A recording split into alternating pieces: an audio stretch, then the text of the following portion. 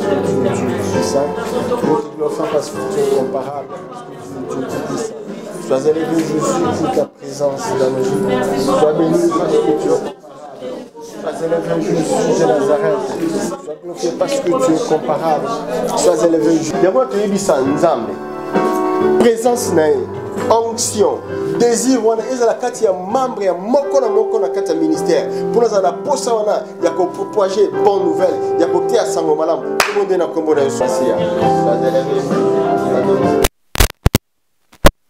Parce que tu es Père éternel, parce que tu es Dieu tout-puissant, parce que tu es roi des rois. Jésus, c'est toi qui vas remplir la vision.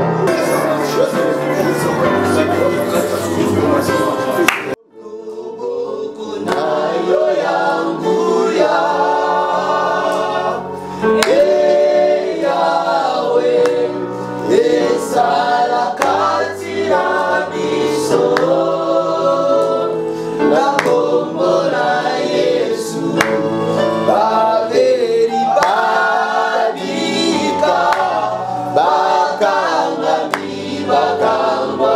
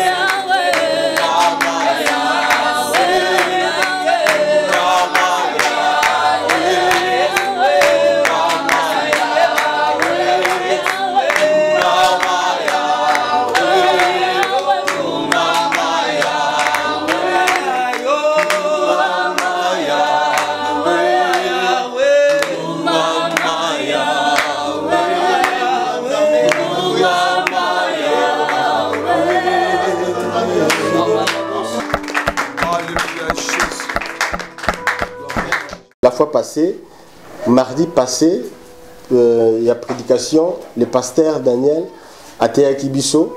Alors, le Kibiso, c'est les appels. Après ça, il y a 4 différentes appels. Alléluia. Nengeni o nzambe abenga kabato. Na kokota na ba détail été parce que t'es nzamuke, ceux qui boni kolandango boko kota na chaîne biso YouTube, boko mona ba prédication. Alléluia.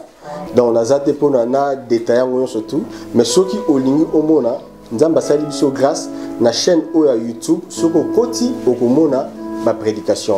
Alléluia. Voilà, toza côté les mains pour na to bondela pour na prédication la biso. Jésus te bénissons parce que tu es le gloire, parce que tu es Père éternel comparable. Sois élevé Jésus. Alléluia. Tous les qui ça, le pasteur Daniel, tant que vous les toujours que bête la nzambe na biso mama.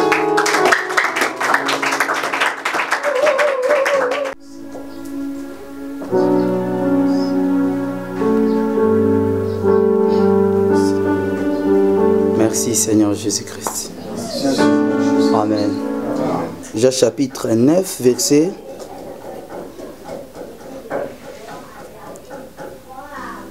1 à 11. Deuxième passage, Luc 4, verset 18.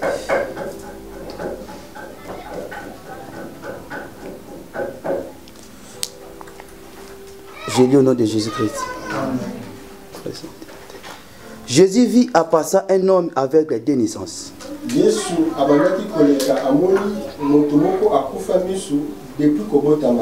Ses disciples lui firent cette question: Rabbi, qui a péché?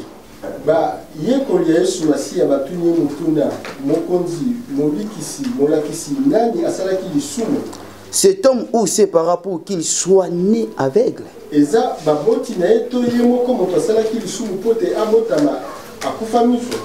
Jésus répondit: ce n'est pas que lui ou ses parents aient péché. Ce n'est pas que lui ou ses parents aient péché.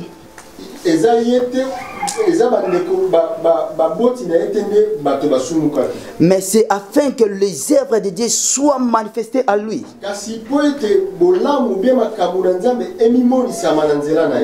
Il faut que je fasse tandis qu'il est jour. Les œuvres de celui qui m'a envoyé. La nuit vient où personne ne peut travailler. Pendant que je suis dans le monde, je suis la lumière du monde. Après avoir dit cela, il cracha à terre et fit de la boue avec salive. Puis il appliqua cette boue sur les yeux de l'aveugle. Oh my God. Et lui dit: va et lave-toi au réservoir de Siloé. Non, qui signifie envoyer. Il alla, se lava et se retourna voyant clair.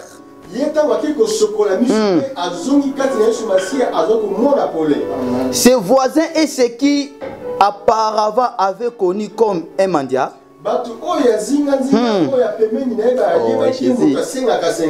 disaient: ce n'est pas là celui qui se tenait assis et qui mendiait.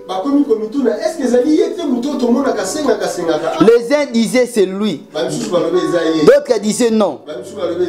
Mais il lui rassemble. Eux lui-même disaient: c'est moi. Aïe, aïe, aïe, aïe. Ils lui dirent donc: comment tes yeux ont-ils été ouverts? Il répondit: l'homme qu'on appelle Jésus a fait de la boue. Ah ouais, mes yeux. Oh Jésus. Et m'a dit: va au réservoir de Siloé. Lave-toi. Et je suis allé. Je me suis lavé. Et j'ai recouvert la vie. Et j'ai recouvert la vie. Parole du Seigneur. Merci, Tovandi.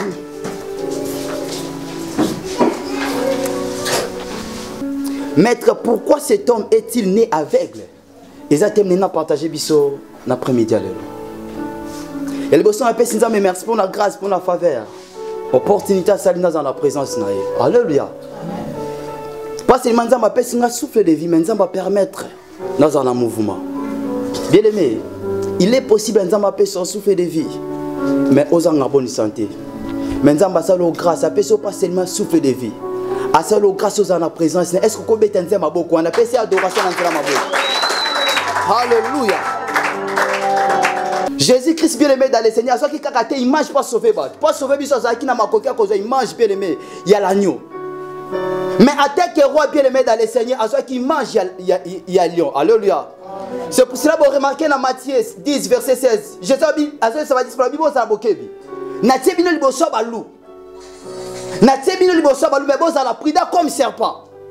Mais bien aimé dans le Seigneur, je me posais ma question. Comment c'est possible que Jésus a exposé biso liboso balou? Parce que tu dis que Jésus a ça va disciple boza la bokebi liboso balou. Ou on a pas disciple bien bazana la dimension. Il y a pas brebis. Obisio ça tu bien que na brebis na lu mtazama koki ya kosa mninga mabe bien aimé zalo. Mais comment ça te bien boza ka te na dimension ya brebis, oza pe na dimension bien aimé ya lion. Alors amen. Ceux qui nous ont bien exposé bien aimé dans le Seigneur brebis liboso ya loup. C'est que bien aimé na sima brebis bien aimé dans le Seigneur na onction evani ya lion. Amen. Bien aimé dans le Seigneur. Na Matthieu bazo Jésus-Christ comme roi.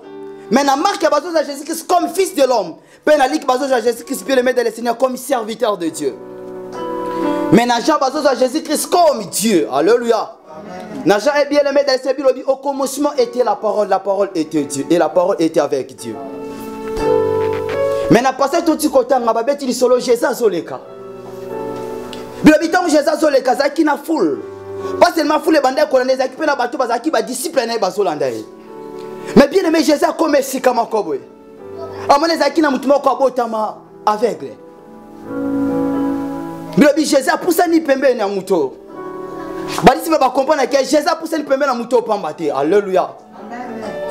Bien aimé dans les Seigneurs. L'après-midi, le Jésus a poussé le bosso, ne pas ça le bolam. Maintenant, badisi va tourner Jésus. Bah moi, mouton à avec. Pas seulement Jésus me t'a comprendre que mouton à avec, mais badisi va comprendre que mouton à avec. Mais à botama avec, bien aimé dans les Seigneurs. Donc différence, il y a mouton, il y a Jean 9 na Bartimée à botama qui avec l'été. Bâtiment qui comme avec, mais mouton bien aimé dans le Seigneur, abotam avec. On est né, ça mouton qu'on a après-midi à l'eau. Ceux qui Jésus a ma coquille à copier, ça mouton guérison, mouton déjà abotamaki avec, mais Jésus a mis ici. Yes, pas ça ma coquille, même ici, abotamaki avec, yes, pas big ça. Mais la discipline, il va y avoir source bien cause, il y a manade de mouton où tu vas. Pourquoi mouton abotam avec? Bien aimé, na samo kilo ça na mouton quoi t'es pensant ça mais na vie les aki mouton na nyokama. Bible c'est mission à Jérémie 11 verset 11. Quand je connais les projets, je formé pour vous les projets de bonheur. Je dis jamais tika la cause on a pensé qu'il y a bien les mots tika na sam onyo comme na samo kilo. Mais bien aimé dans les Seigneur. Et dans la bataille nous souci bien dans la vie chrétienne. Mais comme si on comme la vie c'est bon tu es ba souk, c'est bon tu es ba cause. Parce que bien les bazo ça mais la bien mais ceux qui souffrent c'est na vie na ceux qui malades na vie na il faut attendre la bande, il faut attendre la batata moi aussi. Faut bien la moto qui ça faut tout ma moto face à la prière à combat spirituel. Mais là on a ce peine un passage au bien aimé dans le Seigneur. Baza la poste ça va ba cause. Pourquoi baza qui la poste ça va ba cause? C'est nos disciples. Bamitali Jean a bien. Thomas a bien. Pierre Kouna a bien. Mais pourquoi moutou abotam avec? C'est qu'ils en a cause, c'est qu'ils en a source. Bien aimé dans le Seigneur. Ils ont souffrir, mais ce qu'on a bien aimé. Derrière, il y a souffrance, ils ont la source, ils ont la cause.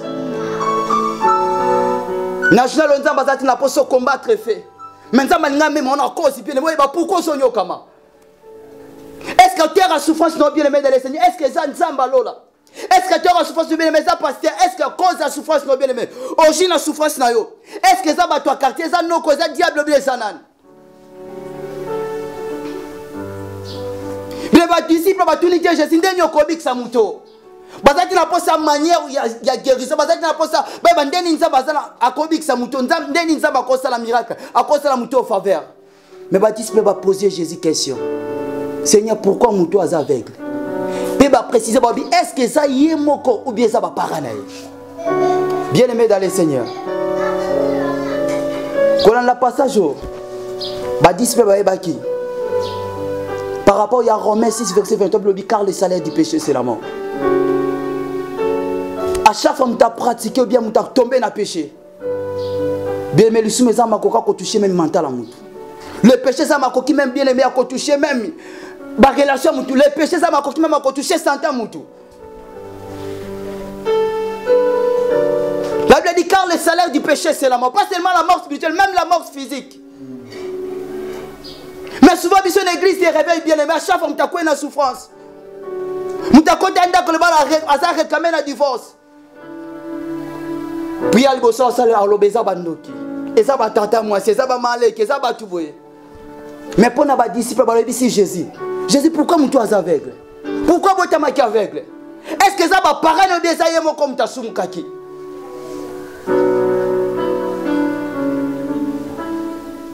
Mais souvent, tant que tu as la superficielle en matière, il y a pardon bien à confession.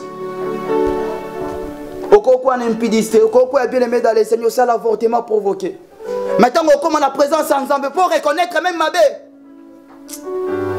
Yota la banda ta on aussi mimbongo yota no ba faire une tambolité mais pour na ba disciple la Bible que ceux qui muta quoi ina péché les sumezamba koka ko influencer destin mutu d'une manière négative. Alléluia. Alléluia église. Est-ce que tu connais Tanza Maboko?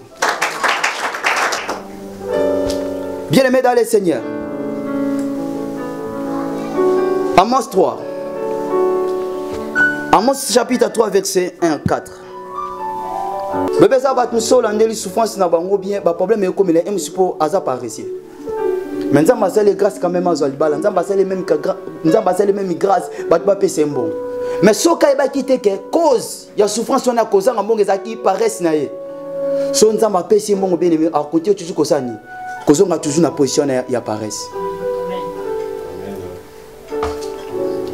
Bien mais jamais lion à koko ganga soka moni nyamate. Jamais souvent ce qu'on a vu à mon bien mais ce qui est qui na cause. Jamais malade qu'on a vu à mon bien mais ce qui est qui na origine, ce qui est qui na source. Même si Jésus ceux qui nous toisent avec est-ce que ça y est comme ta soubuka tu bien ça va paranaï. C'est pour cela frère. Même si on a un père spirituel, on a un mentor, on a un fiancé, on a un chéri, on a un ami. Mazama koki bien le meilleur exposé au péché. Nous avons une facilité pour nous cabanaï. Alléluia. Amen. Ah oui. Bien mais par rapport à passage, oh, tous en a 4 sources. Il y a souffrance ou bien aveuglement.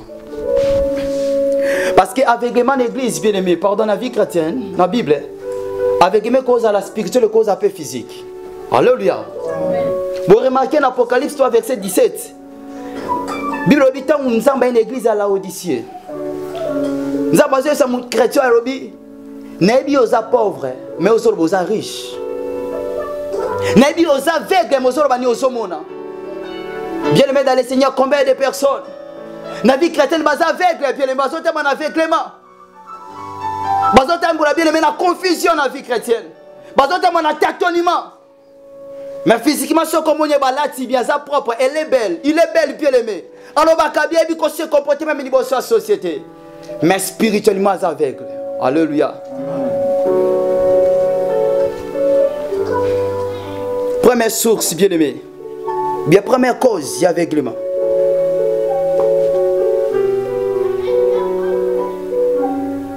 L'homme lui-même.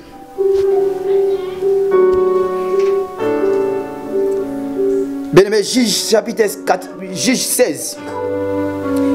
Juge chapitre 16, verset 1 à 22. Bien aimé, na Juge babeti solo à Samson. Bien aimé, dans l'Ancien Testament, tout le monde Israël tombe à péché. Bien aimé, ils ont livré les ennemis na bango. Je suis dans la vie chrétienne, frère. Je suis comme chrétien. Tant que la dimension que tomber dans le péché, le premier ennemi, ce n'est pas le diable, c'est le Dieu de la Bible. C'est pour cela, frère, à chaque fois péché, aux athées, ceux qui ont souffrance bien malade, ils vont chasser les démons. Non. zongela nzambe o kabona qui n'est pas qui ça va démon. Est-ce que tu comprends? Amen. Et ça non tu banana ko chasser ba démon, on a bébé si banguya nyoso ya minu mabe. Non, zongela na nzambe bien aimé. À chaque fois ada zongi na identité bien aimé, même si ça na nzamba ça insécurité. Ah oui, même si bien aimé dans le Seigneur, Adam Azat toujours na bilanga, même ça dans la forêt. Mais ceux qui Azat les 50 ans qui est bien aimé, ça toujours une insécurité. Même ceux qui relationnent dans Nzambe sont rompus, ça brisé. Même si on s'est faire bien aimé, il y a des choses exposées de vos souffrances. Donc première cause bien aimé dans les 16 ans où tu es mon collègue, c'est la péché.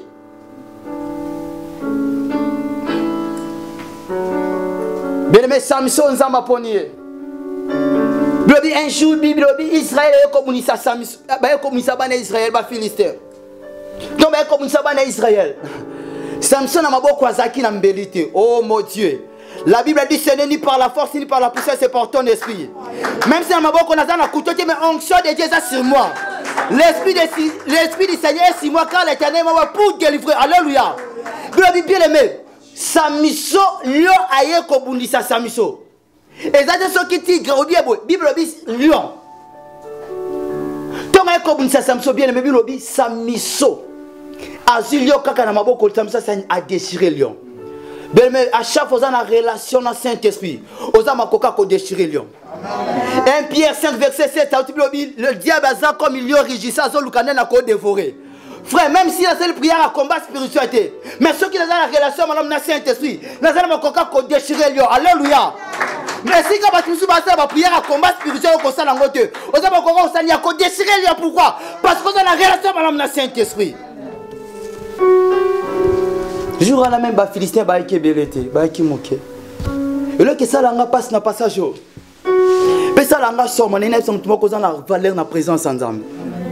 La vraie bénédiction, elle était dans la position de l'intimité.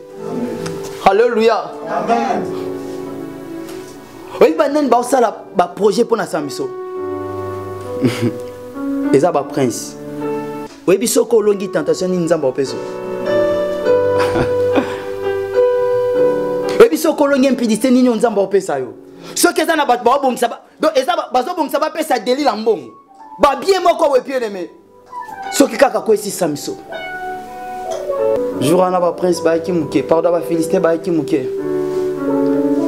Force ça la biso bien beto bien na ba demo ils a ba retraité. Ils a ba gente. Le ba men. Ils a retraité. Ils a pété au pasteur non a personne non huile. Non, bien aimé. Ce qu'on a une bonne relation avec Jésus. Oh mon Dieu. Le bien avec Dieu nous ferons des espoirs. Alléluia. Bien aimé dans le Seigneur. Même si n'a qui église mais ceux qui n'ont pas une bonne relation avec eux. Jour au long à tentation, Satan a eu. Jour pour céder, Satan a eu. Bien aimé dans le Seigneur, Bible dit. Délit la bengi bango ebisi bango abi. Boya ya touro a cédé.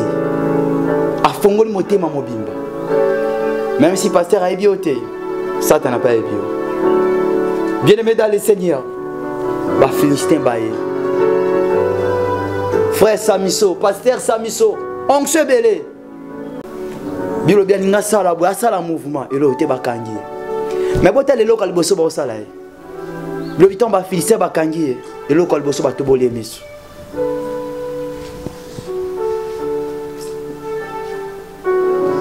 Bien mettons to le bel aveuglement bien mais par rapport à contexte. Et bien ça va tout se ba même bazan la perte ya vision. Ça me sent comme il cotatonné. Ça me sent comme une confusion.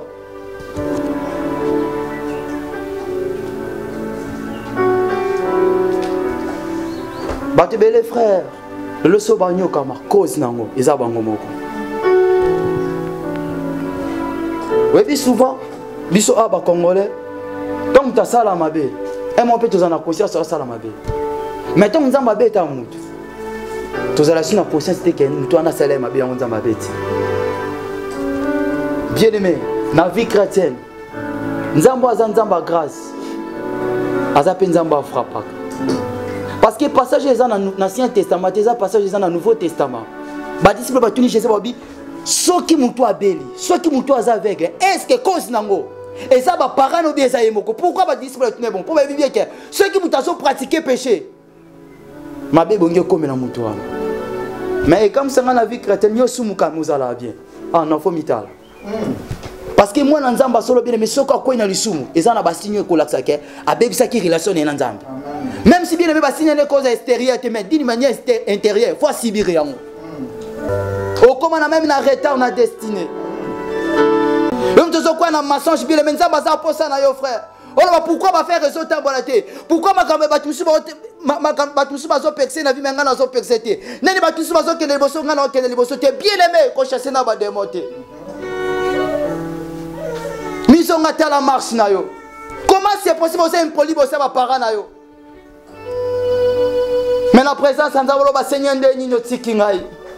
Seigneur souffrance na ngai si la mon colonie. Mais bien aimé bossa ni marche na yo ça ma belle bosso Nzamba. Vous remarquez dans un Pierre Bible au Bible. Et ça, madame, ceux qui nous ont comme ceux qui sont en volonté en Zambie. Pourquoi? Pour que les personnes comme ça en volonté en Zambie. Assemble la maison poli, assemble la maison pudique. Abala nos filles, on a été bien aimé dans le Seigneur déjà bakushanaye. Abala non t'aimé passer la bacaresse, bien aimé dans le Seigneur. Osée outil verset 7 bilobi moutonio ça zo s'aimer bien aimé le vent. Nous avons semé bien aimé dans le Seigneur le vent au bout de la tempête. Alléluia. Au cours de la vie chrétienne, non mensonge. Ni escroquerie, ni mutema beka ni na boy kolimisa mutuana. Biolobi ali sumu que kobe bisolo makambe bele. Alléluia. Est-ce que tu kobe tenza mabo?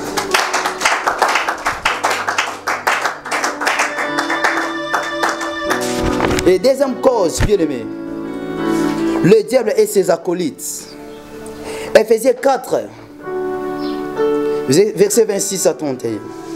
1 Pierre 5, verset 7 à 8. Maintenant, qu'on a premier dialogue. Sur le diable, le Dieu de la Bible attend que le kazama pour restaurer. Alléluia. Apocalypse le combat ngate. Nabi Satan a connu quelques personnes katinabino. Les abatebele bazonyo kam. Les abatebele bien aimé dans les saints solandé les souk sa malade na bango. Et cause maladie démoniaque. Alléluia. Amen. Akome na bakisi, akosala ndenge ni bien meli kisi bakoka, meli babakisi. Mais jamais ozala guérir. Bilobi Jésus tanga zokota na synagogue. Aokuta moi so bien aimé dans le Seigneur. Azaki mkonga ko gumbama. Et là c'est un passage où Jésus avant que ça mutoyo ka ba parole à prononcer kabi. Moi na moi so aza fille d'Abraham. Il est possible bien aimé dans le Seigneur la fille d'Abraham. Nous allons bloquer quelque part. Bien aimé, makambo etali spiritualité za la liété na ba titre. On a sala na bandaka na vie chrétienne. Dia bazan azala kimpoli liboso mutu nyonso.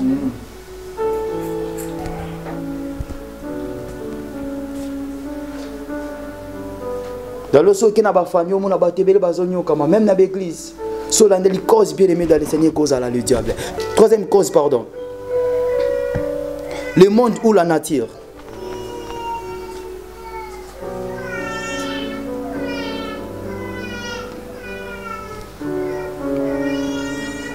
Jonas chapitre 1 verset 7 à 12.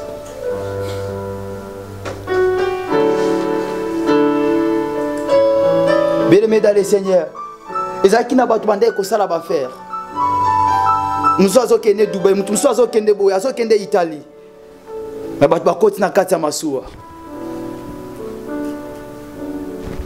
Ma Bible dit na kati ya masuwa. Masuwa komo kozinda.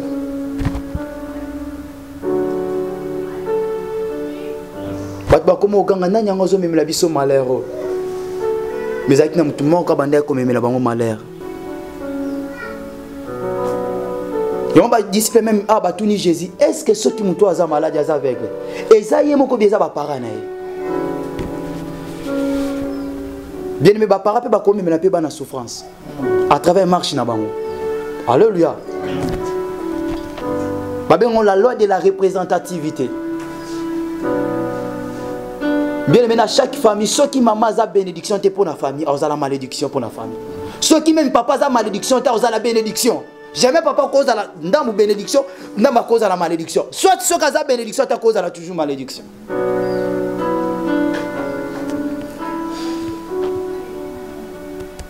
Le lézard va par son frère. A qui quelque part à Yibibilo quoi bat, moutona la keli papa.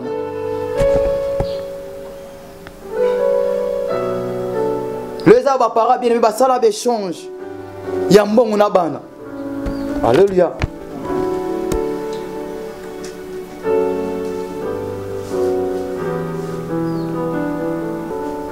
Quatrième cause à l'Anzambe Moko. Naja chapitre 9, verset 3. Jésus a dit qu'il disciple la réponse. Si ceux qui sont sont malades, alléluia. Et ça ni à cause de la parents, ni à cause de Yemoko. Mais ça pour la gloire Anzambe manifester dans la mutuana. Oh, je voulais dire à quelqu'un bien aimé dans le Seigneur, ceux qui ont été dans la sanctification, même ceux qui ont comme bien aimé dans le Seigneur cause de l'éternalité, même ceux qui sont malades cause de l'éternalité. Il est là pour toutes choses. Il est là pour perdre bien aimé, il est là pour récupérer. Alléluia. Bien aimé, ça va qu'on permettre à mon Satan Simbayo. Mais comment Satan va passer ma limite. Alléluia. Néné, ça va tout le monde qu'on a tombé aux achats à Job, frère. Jamais pensé à quoi permettre ça à Simba, ceux qui ne savent pas à couvrir tout concédé. Amen. Bien aimé, et ça va tout bien que même si ça tenait un bongo, même si il y a un libala, il y a deuxième bureau par rapport à l'intimité dans le monde ensemble. Madame Matika la célibataire qui a un deuxième bureau. Alléluia. Et ça, c'est pour me donner un appel pastoral ou bien un appel. Et ça, la responsabilité, je suis bien de par rapport à l'intégrité.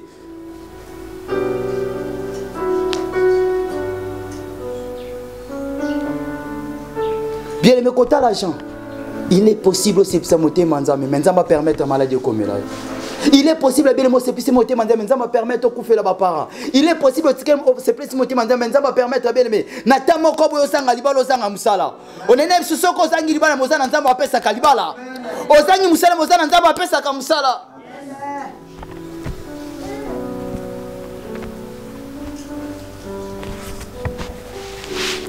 Nzamba zolo bana Osée 2 verset 19 abino memo na désert pona kinde ko enseigner. Beneme désert ko zanga lipo zanga bilamba. Ezala batanza ma permettre batu banzima yote bien aimé dans le Seigneur mais nzamba zana yo.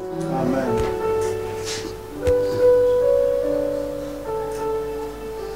Ésaïe 53 Bilobi, il a été abandonné par les hommes mais choisi par qui? Par Dieu. Amen. Oh, bien aimé dans le Seigneur. Maintenant, tu vas boire comme un zambandi mayo. Amen. Le chef tu vas rejeter. Mais à chaque fois, nous allons permettre de rejeter au bien aimé. Nous allons même aussi comme souci, nous allons même pour une école. Alléluia. École à grandeur bien aimé dans le Seigneur.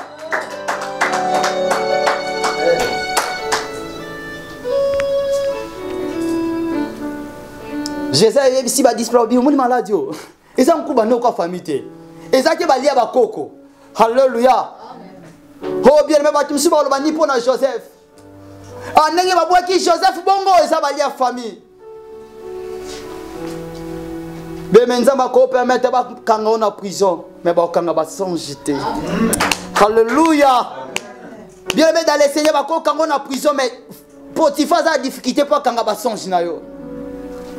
À chaque fois qu'on a rejeté, en réalité, on est en alléluia. Bien aimé, Kobo, ça n'a pas s'ajouter. Il y a un temps pour toutes choses. On a zo kamoni mo santa zo ebisanga. Yemoko aye liboso malade po ebisanga ke naza jova rafa.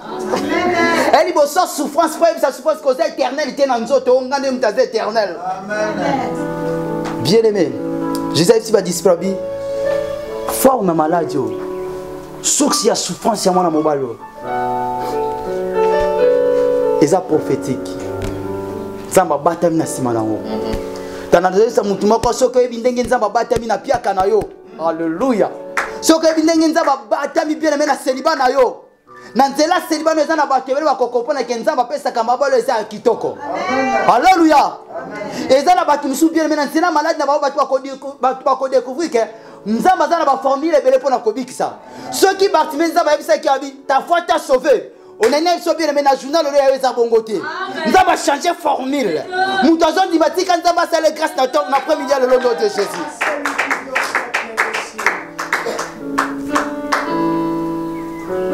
Jésus a poussé un peu dans mon mobile. Jésus a vu ma belle. Pendant que je suis à boire qu'on a ma belle. À Sangisi. Oh, vous vous en êtes dans Genèse. Genèse 3, Bible 8, vous avez soumukaki. Nzamba la qui ma belle. Alléluia. Oh, et le cognon c'est bimakapa muto azana vie c'est qu'ils a vie. Amen. Muto nyo saza bo moyelo ko nyo se makati na eza toujours bo moye. Amen. Bien mais dans les sénateurs où Jésus a tali mabele. Abination na zo boka tellement sa parole eza makoko ko changer malédiction na bénédiction. Nana ça mutu moko na après-midi le bien mais nyo ça qui malédiction Jésus il peut changer comme bénédiction. Amen. Bien mais bilobi Jésus ça a jukaka. Donc à ça les familles musutabi il faut qu'on ait kaka sika malédiction faut na ça ni pour na sa solution. Azu poto nana rappeler mutu moko. Et si ko ba baso box ces années sika Jésus ko kota grâce na ye. Lobi Jésus azu bien le poto sangi sango na soyi na ye. Alingi pa no baboye. Soyi na ngai ko dominer poto.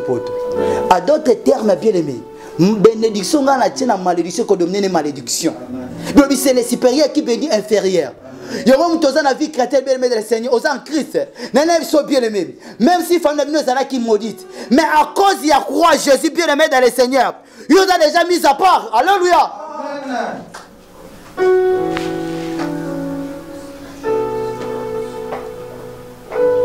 Pe Jésus atali muto. Azi poto tchena miso. Frère, azana ba formule belu papa mbolo. Amen. Mutu apambola mi kumisa nzambe. Tanania biso formule nzamba bongisa za plus que mutu nzamba apambola kilobi. Mutu asimbongo bien mais pambola nzambe. Mutu asiba dollar pambola nzambe. Mutu akepoto pambola nzambe. Na bandeli bien mais formule nzamba bongisa libala na yo. Même si yo moko po yebi yangote. Même ba disciple baza pembe na Jésus ba yebi yangote. Est-ce que vous comprenez même père spirituel na yebi yangote. Makambo nzamba bongisa sala kaka yemo comme ta yebi yango. Alléluia. Amen. Bien maji poto chango liboso mwana mobalo na miso. Pe ayebisa bikende. Kende na Siloé. Sokola maya Siloé. Pe oya. Bilobi mwa mobalo ake na Siloé. Bilobi Siloé bien le meni kolaksa envoyé. Alléluia. En sokola ndeli bien aimé. Définition même apôtre par étymologique. Apporte Nicolas à quelque part envoyé. Maintenant le bani. Et puis miracle on zamba ça en après-midi le lo. Oh comme envoyé de Dieu. Alléluia. Mais bon comme témoin de Dieu. Donc maintenant on va bien mais venir comme on ni comme témoignage. Même si on habite que nzamba salaka mais choisi les autres nzamba salaka. Même si on habite nzamba salaka mais tentu les autres nzamba salaka. Bien mais tout ça quand il a posté la publicité à fiche mais tout ça poste avion te commander affiche.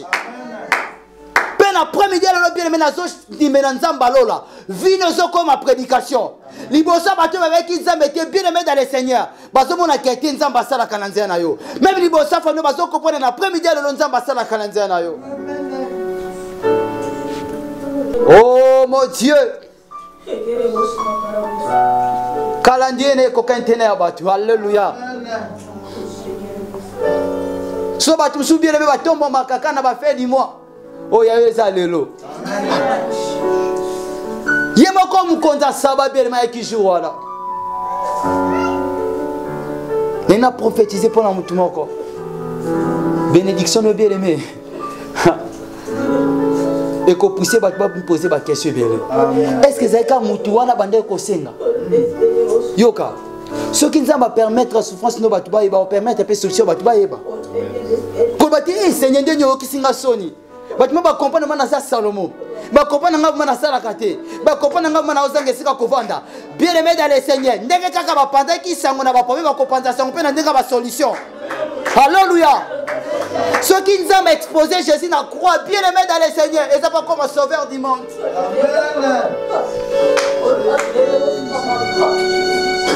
N'habitez bien aimé l'après-midi, les souffrances aux alango, pas même aux alango, cause n'ango et sanani. Est-ce que ça marche, Nayo?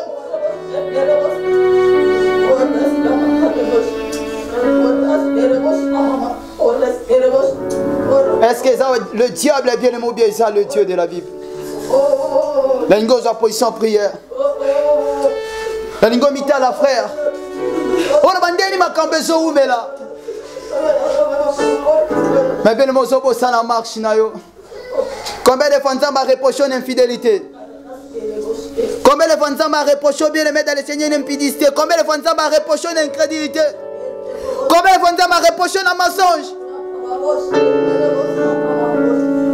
Alléluia. Alléluia. Nalingo bando pese merci pour le message. Alléluia. Bamboula n'endenga lobelo bien aimé. Aye pas condamné, mais pas sauvé.